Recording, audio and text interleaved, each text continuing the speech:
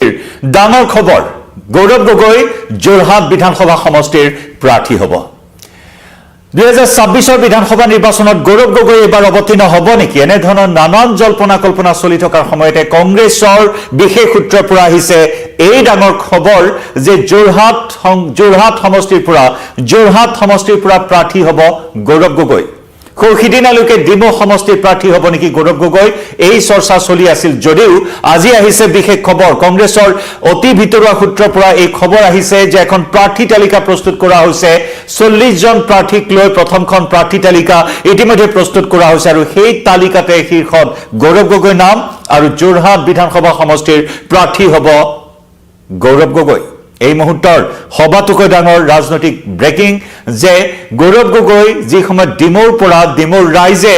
ৰাজীৱ ভৱনত আবেদন জনাইছে ডিমৌৰ ৰাইজে পইচা তুলি 50,000 টকাৰে আবেদন জনাইছে গৌৰৱ গগৈৰ প্ৰাৰ্থিত্ব বিচাৰি এজন যোগ্য প্ৰাৰ্থী লাগে ডিমৌবাসী ৰাইজক কংগ্ৰেছৰ সমৰ্থকসকলে ঘৰে ঘৰে পইচা তুলিছে আৰু 50,000 টকাৰে গৌৰৱ গগৈৰ হৈ আবেদন জনাইছে কিন্তু এইখিনি মুহূৰ্তৰ কংগ্ৰেছৰ ভিতৰুৱা সূত্ৰৰ পৰা অহা খবৰ অনুসৰি ডিমৌ নহয় হয়তো যোৰহাট সমষ্টিৰ প্ৰাৰ্থী হ'ব গৌৰৱ গগৈ এখন তালিকা যিনেকি কংগ্ৰেছৰ প্ৰথমখন প্ৰাৰ্থী তালিকা প্ৰস্তুত কৰা হৈছে 40টা সমষ্টিক লৈ এই প্ৰাৰ্থী তালিকা প্ৰায় চূড়ান্ত কৰা হৈছে আৰু এই তালিকা ৰাজহুৱা কৰিব নিৰ্বাচনৰ দিন ঘোষণা হোৱাৰ লগে লগে এই তালিকা ঘোষণা কৰা হ'ব বুলি কোৱা হৈছে সেন্ট্ৰেল ইলেকশন কমিটি কংগ্ৰেছৰ সেন্ট্ৰেল ইলেকশন কমিটিয়ে এক বৈঠক অনুষ্ঠিত কৰিছিল কালি সন্ধিয়াৰ ভাগত আৰু কেন্দ্ৰীয় নিৰ্বাচন কমিটিৰ সেই বৈঠকতে এই 40 জনীয়া প্ৰাৰ্থী তালিকাখন এই প্ৰথমখন তালিকা চূড়ান্ত কৰা হৈছে আৰু সেই মৰ্মে নিৰ্বাচনৰ দিন ঘোষণা হোৱাৰ লগে লগে এই তালিকাখন ৰাজহুৱা হ'ব আৰু যোৰহাট বিধানসভা সমষ্টিৰ প্ৰাৰ্থী হ'ব বুলি কংগ্ৰেছৰ ভিতৰুৱা সূত্ৰৰ পৰা এয়া হৈছে এইখিনি মুহূৰ্তৰ ডাঙৰ খবৰ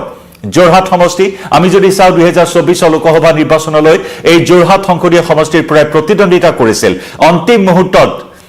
যোৰহাটৰ প্ৰাৰ্থী হৈছিল গৌৰৱ গগৈ কাৰণ এটা সংঘাত দেখিবলৈ পোৱা হৈছিল 2024 চনৰ নিৰ্বাচনত সাধাৰণ নিৰ্বাচনত নগাঁৱৰ পৰা খেলিব নে যোৰহাটৰ পৰা খেলিব গৌৰৱ গগৈ এই দুটা সমষ্টিক লৈ নানান ধৰণৰ এটা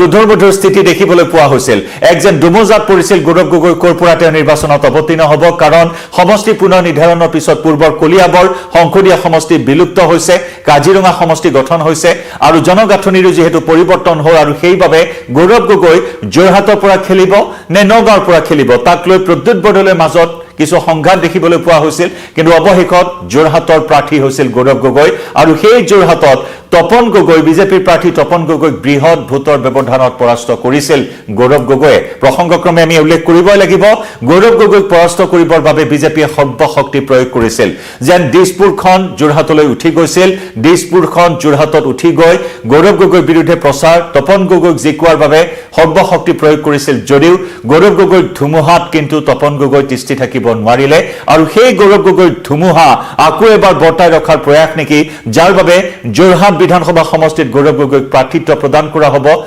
ইতিমধ্যে অসম প্ৰদেশ কংগ্ৰেছ কমিটিৰ সভাপতিৰ দায়িত্ব গ্ৰহণ কৰি গৌৰৱ গগৈয়ে সময় পৰিৱৰ্তন যাত্ৰাৰ এই কাৰ্যসূচী ৰূপায়ণ কৰিছে আজি যোৰহাটৰ বিভিন্ন সমষ্টিত এই সময় পৰিৱৰ্তন যাত্ৰাত অংশগ্ৰহণ কৰিছে গৌৰৱ গগৈয়ে সাংসদ প্ৰদ্যুৎ বৰদলৈ কংগ্ৰেছৰ নেতাসকলে আজি সময় পৰিৱৰ্তন যাত্ৰাত অংশগ্ৰহণ কৰা পৰিলক্ষিত হৈছে আজি ডিমৌ সমষ্টিটো দেখিবলৈ পোৱা হৈছে সময় পৰিৱৰ্তন যাত্ৰা কিন্তু তাৰ মাজতে এই যোৰহাট সমষ্টিক লৈ এই মুহূৰ্তত গৌৰৱ গগৈৰ নাম চৰ্চাত থকা পৰিলক্ষিত হৈছে যোৰহাট যি নেকি যোৰহাটত কংগ্ৰেছৰ কেইবাগৰাকীও দাবীদাৰ আছে কৃষাণু বৰুৱা কংগ্ৰেছৰ এগৰাকী যুৱ নেতা কৃষাণু বৰুৱা কংগ্ৰেছৰ ভাবি প্ৰাৰ্থী হিচাপে চৰ্চা চলি আছে যোৰহাটত একেদৰে যদি আমি চাও বিজেপিৰ ফালৰ পৰাও বৰ্তমানৰ যোৰহাটৰ বিজেপি বিধায়ক হিতেন্দ্ৰনাথ গোস্বামী এগৰাকী প্ৰবল দাবীদাৰ প্ৰাৰ্থিত্বৰ জুৰি বা হিতেন্দ্ৰনাথ গোস্বামীয়ে ঘোষণা কৰিছিল যে 2026 চনত তেওঁ প্ৰতিদ্বন্দ্বিতা নকৰে কিন্তু হিতেন্দ্ৰনাথ গোস্বামীৰ লগতে সিদ্ধাংশু অংকুৰ বৰুৱা বিজেপিৰ যুৱ নেতা সিদ্ধাংশু অংকুৰ বৰুৱাৰ নাম চৰ্চাত আছে ৰাণা গোস্বামী প্ৰাক্তন কংগ্ৰেছী তথা যোৰহাটৰ প্ৰাক্তন কংগ্ৰেছৰ বিধায়ক ৰাণা গোস্বামী যি নেকি লোকসভা নিৰ্বাচনৰ পূৰ্বে বিজেপিত যোগদান কৰিছিল ৰাণা গোস্বামী বিজেপিৰ প্ৰাৰ্থী হ'ব পাৰে এনে ধৰণৰ নানান জল্পনা কল্পনা নানান চৰ্চা চলি আছে আৰু তাৰ মাজতে গৌৰৱ গগৈয়ে আকৌ এক ধুমুহাৰ সৃষ্টি কৰিব নেকি যোৰহাট বিধানসভা সমষ্টিত তেওঁ প্ৰতিদ্বন্দ্বিতা কৰিব নেকি কংগ্ৰেছৰ ভিতৰুৱা সূত্ৰৰ পৰা যেহেতু এইখিনি খবৰ এই মুহূৰ্তত আহিছে যোৰহাট সমষ্টি অত্যন্ত এটা গুৰুত্বপূৰ্ণ সমষ্টি যোৰহাটৰ ৰাইজ যথেষ্ট সচেতন কাৰণ 2024 লোকসভা নিৰ্বাচনৰ সময়ছোৱাটো দেখিবলৈ পোৱা হৈছিল যোৰহাটত বৃহৎ সংখ্যক ভোটদানৰ হাৰ আছিল আনকি বহিৰাজ্যত কৰ্মস্থলীত থকা লোকসকলেও আনকি ভোট দিবলৈ অহা পৰিলক্ষিত হৈছিল 2024 চনৰ নিৰ্বাচনত গতিকে কোনো এটা দলে যোৰহাটৰ প্ৰাৰ্থী চূড়ান্ত কৰা নাই যদিও কংগ্ৰেছৰ ফালৰ পৰা এই ডাঙৰ খবৰ আহিছে যে গৌৰৱ গগৈ যোৰহাট বিধানসভা সমষ্টিৰ প্ৰাৰ্থী হ'ব আমি পুনৰ জনাইছো কংগ্ৰেছৰ ভিতৰুৱা সূত্ৰৰ পৰা এই খবৰ আহিছে 40 জনীয়া প্ৰাৰ্থী তালিকা প্ৰথমখন প্ৰাৰ্থী তালিকা ইতিমধ্যে প্ৰস্তুত কৰা হৈছে আৰু নিৰ্বাচনৰ সূচী ঘোষণা হোৱাৰ লগে লগে এই তালিকাখন ৰাজহুৱা কৰিব বুলিও জানিব পৰা হৈছে আমি যদি 2021 ৰ পৰিসংখ্যা অকনমান চাও যোৰহাট সমষ্টিত হিতেন্দ্ৰনাথ গোস্বামীয়ে 68321 টা ভোট লাভ কৰিছিল তাৰ বিপৰীতে কংগ্ৰেছৰ প্ৰাৰ্থী আছিল ৰাণা গোস্বামীয়ে 61833 টা ভোট লাভ কৰিছিল ভোট মাৰ্জিন আছিল 6488 টা 6488 টা ভোটত জয়ী হৈছিল বিজেপিৰ প্ৰাৰ্থী হিতেন্দ্ৰনাথ গোস্বামী গতিকে কংগ্ৰেছৰো এটা সবল ভেটি আছে যোৰহাট সমষ্টিত কিছু নেক টু নেক ফাইট বুলি ক'ব লাগিব 2021 চনত বিজেপি আৰু কংগ্ৰেছৰ হিতেন্দ্ৰনাথ গোস্বামী জয়ী হৈছিল পৰাস্ত হৈছিল ৰাণা গোস্বামী আৰু সেই ৰাণা গোস্বামী পৰৱৰ্তী সময়ত বিজেপিত যোগদান কৰে আৰু এইবাৰ সম্ভাৱ্য প্ৰাৰ্থী হিচাপে চৰ্চাত আছে ৰাণা গোস্বামীৰ নাম বিজেপিৰ প্ৰাৰ্থী হিচাপে একেদৰে 2016 পৰিসংখ্যা যদি আমি চাও 2016 চনত হিতেন্দ্ৰনাথ গোস্বামীয়ে জয়ী হৈছিল হিতেন্দ্ৰনাথ গোস্বামীয়ে 2016 ত লাভ কৰিছিল 69209 টা ভোট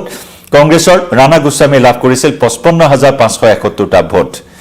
2011 পৰিসংখ্যা থোৰতে জনাই থওঁ 2011 চনত ৰাণা গোস্বামী আছিল কংগ্ৰেছৰ প্ৰাৰ্থী হিচাপে ৰাণা গোস্বামী 2011 চনত যোৰহাট সমষ্টিৰ পৰা তেওঁ জয়ী হৈছিল 68049 টা ভোট লাভ কৰিছিল আৰু এজিপিৰ প্ৰাৰ্থী আছিল হিতেন্দ্ৰনাথ গোস্বামী এজিপিৰ প্ৰাৰ্থী হিতেন্দ্ৰনাথ গোস্বামীয়ে 30079 টা ভোট তেওঁ লাভ কৰিছিল